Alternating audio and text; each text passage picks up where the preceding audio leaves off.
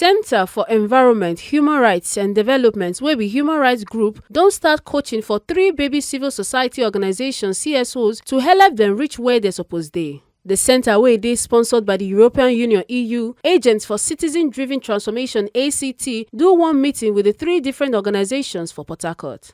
Gender coordinator of the group, Queen Agba, with some officers of the CSOs after the meeting come yarn us say plenty new CSOs dey come out, but dem no get the equipment to take grow the organization, and say that na why the EU, ACT dey help the organizations to dey effective and credible. She come still talk say the coaching period go be period of 3 months, and she believe say the 3 months go dey enough for them to impart quality knowledge in the officers of the civil society organizations. Center for Environment, Human Rights and Development na non-for-profit organization when they work for Rivers State, and they work on 3 thematic areas for Rivers State: rural health and community development, environment and conservation, and human rights and governance. Now, the human rights and governance department, we dey do program. Now, this program, we dey call am coaching and mentorship for 3 CSOs for Rivers State. This program, na EU Art sponsor this program. The EU Art, they give us funds, say make we go, make we coach.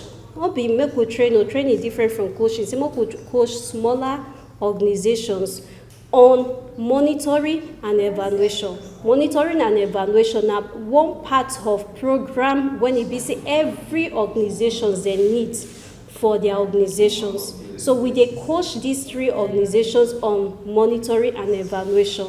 Now, the program wey we get today na the inception meeting. The inception meeting for today be say we dey discuss with these organizations how we go take the strategy and the time and the date when we go take do this program. So we don already start the program. The program go end in 3 months' time. So na be the wetin we dey do today. The project has 2 objectives, 2 major objectives. One of them is to increase the knowledge of staff of the CSOs on monitoring and evaluation, to increase whatever they know, enhance their knowledge so that they will know more concerning monitoring and evaluation. Because monitoring and evaluation is part of civil society work.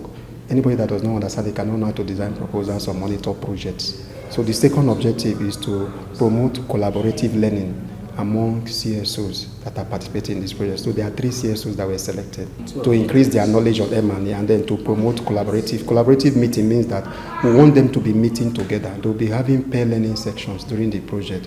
They will have 6 pair learning sessions. So they will be able to meet together, share knowledge, know themselves, and maybe begin to design proposals together, increase their capacity.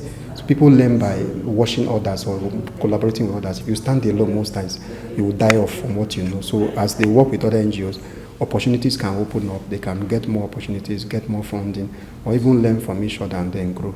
The project is about what we call M&E. M&E means monitoring and evaluation. The work where CSO people they do, where we will follow, is majorly centered around M&E. Here we sabi some, but we see say this coaching where said call us, it go help us do much better in the area of M&E. So we are happy.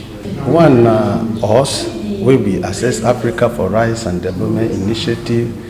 The other one na SWAYA, Society for Women and Youth Affairs, and the third one is CREW.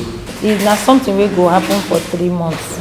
And go coach us for 3 months so that we will be strong and resilient to be able to attract funding to support the work we dey do for communities. Make una no forget say, as we see am, na so we dey talk am. We know they take blame. From Port Harcourt, Rivers State, A. Carter Ojeseli, TMC TV News.